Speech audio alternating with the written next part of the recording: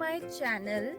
तो आज है मेरा बर्थडे और हमारा प्लान है कि हम जाएंगे मुक्तेश्वर, पर मैं ये वीडियो बाद में शूट कर रही हूँ क्योंकि हम निकल चुके थे। तो थोड़ी देर बाद मुझे याद आया कि मुझे इंट्रो भी देना है।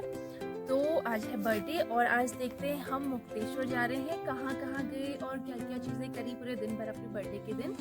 तो चलिए मेरे साथ बने रहिए और फिर मिलती हूँ, दिखाती हूँ आपको कि आज मैंने सुबह से शाम तक क्या किया। तो अब ये क्लिप्स है मेरे बर्थडे के एक दिन पहले की रात की।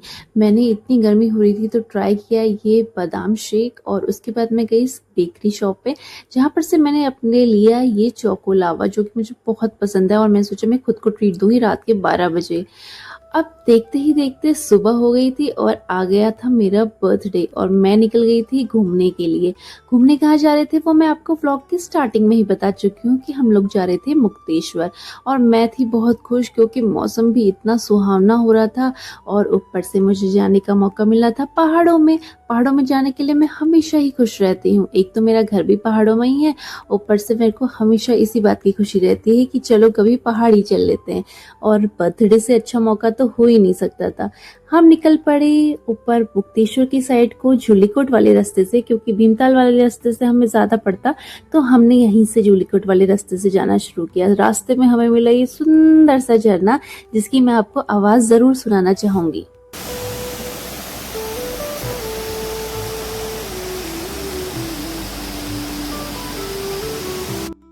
अब मैंने ना ब्रेकफास्ट किया नहीं था तो मुझे लग रही थी बहुत तेज़ से भूख, मुझसे कंट्रोल नहीं हुई। तो हमने यहाँ पे कर लिया नाश्ता थोड़ा सा रुक के, जो कि चाय पकौड़े और रायता था।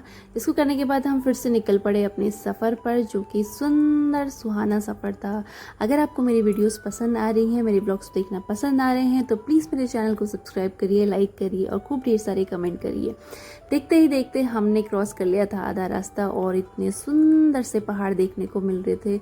मन कर रहा था यहीं पे रुक जाऊं, इतना सुंदर सा नज़ारा। और फिर हम पहुंच गए भवाली। भवाली में मैं रुकी अपना फेवरेट चीज़ खाने के लिए, जो था पिज़्ज़ा।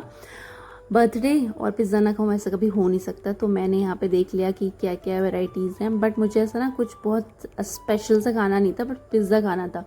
तो मैंने मंगा लिया मार्गरीटा पिज़्ज़ा और फिर इसको खाने के बाद हम फिर से अपने सफ़र पर निकल पड़े। और देखते ही देखते 3 घंटे बाद हम पहुँच गए मुक्तेश्वर, जो कि बहुत लंबी राइड थी लेकिन बहुत मज़ा आया।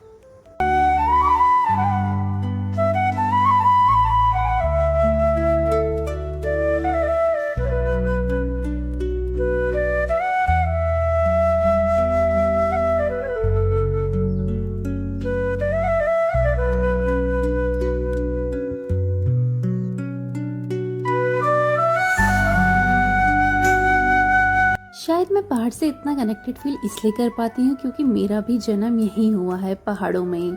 और यहाँ के लोग इतने अच्छे, इतने सच्चे दिल के होते हैं, इतने मेहनती। सुंदरता तो है ही, पर बहुत मेहनत वाला काम है पहाड़ों में रहना।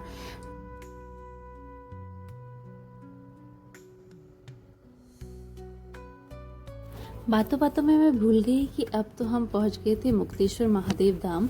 और यहाँ पे जो शूट करना था वो ज़्यादा अलाउड नहीं था, तो मैंने यहाँ पे ज़्यादा कैमरा निकाला नहीं। और फिर हम यहाँ पर से थोड़ी देर बाद रुकने के बाद आगे की तरफ को चलना शुरू किए। जब हम आगे की तरफ को जा रहे थे तो मैंने सोचा कि अब जो हमारा नेक्स्ट स्पॉट है उसके बारे में मैं बता देती हूँ कि हम कहाँ जाने वाले हैं। तो हम जा रहे हैं चौला की जाली में। हमारा पहला स्पॉट जहाँ पे हम विजिट कर रहे हैं, इसको बोलते हैं चौला की जाली। हाँ, तो ये है यहाँ का रास्ता। और पीछे देखो, यहाँ पे आप लोग आ सकते हैं अपनी गाड़ियाँ, मतलब ये वो वाला रास्ता नहीं है, पैदल रास्ता है और 2 व्हीलर्स के लिए रास्ता है। बाकी फिर हमें यहाँ पे और यहाँ पे CCTV भी लगा है, सेफ है। और बाकी फिर हमें यहाँ से ऊपर पैदल जाना है और थोड़ी सी मेहनत है, फिर आप लोगों को बहुत सुंदर सी जगह देखने को मिलेगी। चलिए आइए। अब पता है वैसे तो मैं यूजुअली चलती नहीं हूँ, पर यहाँ पे अच्छा खासा ट्रैक हो गया था, पर मैंने सोचा चलो आज इतना कर ही लेते हैं। और मैं चलने लगी फटाफट क्योंकि मुझसे रहा नहीं जा रहा था सुंदर सी जगह देखने को। और वो होता है ना कि जब आप मेहनत करो तो आपको फल इतना सुंदर मिलता है। तो मुझे तो इतनी खुशी हो गई।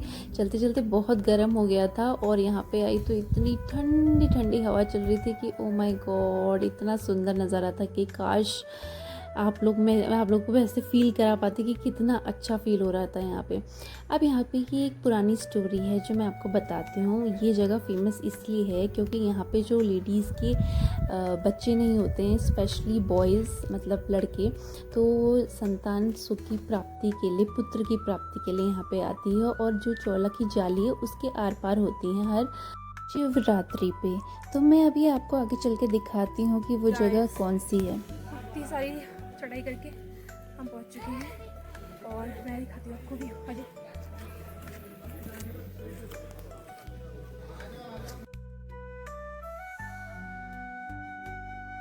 हम पहुंच चुके हैं।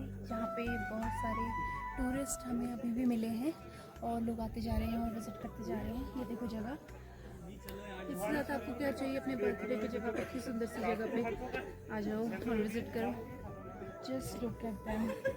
मेरी हिम्मत नहीं है कि मैं वहाँ जाऊँ क्योंकि बहुत डरावना सा रास्ता है, तो मैं जाऊँगी तो नहीं वहाँ पे, बट मैं आपको दिखा देती हूँ।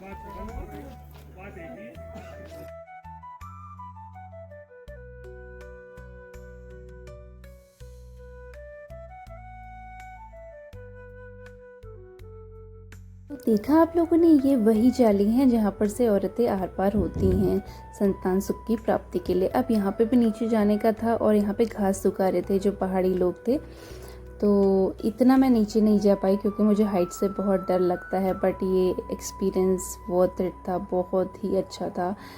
बाकी ये थी मेरी पहली जगह जहाँ पे मैंने विज़िट किया और अच्छा खासा यहाँ पे टाइम स्पेंड करने के बाद हम लोग निकल पड़े दूसरी तरफ को। बहुत सुंदर मौसम था, बहुत अच्छा लग रहा था। यहाँ पे ड्रोन शॉट्स भी लिए जा रहे थे। जैसे हम ऊपर से आ गए हैं, बहुत रश हो रहा है। पता नहीं अभी तो आगे तो हमें मिला नहीं इतना, बट यहाँ पे बहुत ज़्यादा रश हो रहा है। तो हमें और जगह भी जाना था, तो फिर मैंने सोचा अब हम चलते हैं। अब हम जाएंगे दूसरी जगह, अच्छी जगह है, आप लोग बिल्कुल विजिट कर सकते हैं क्या जगह को और एंजॉय करिए। ऊपर से ड्रोन शॉट्स भी लेने का है, बट मुझे बहुत डर लग रही थी इसलिए मैंने नहीं लिया। चलो मिलती हूँ आपसे नेक्स्ट जगह पे। उम्मीद करती हूँ कि मेरा बर्थडे का आधा दिन आपको अच्छा लगा होगा और आप दूसरा व्लॉग देखने के लिए ज़रूर वापस आएंगे।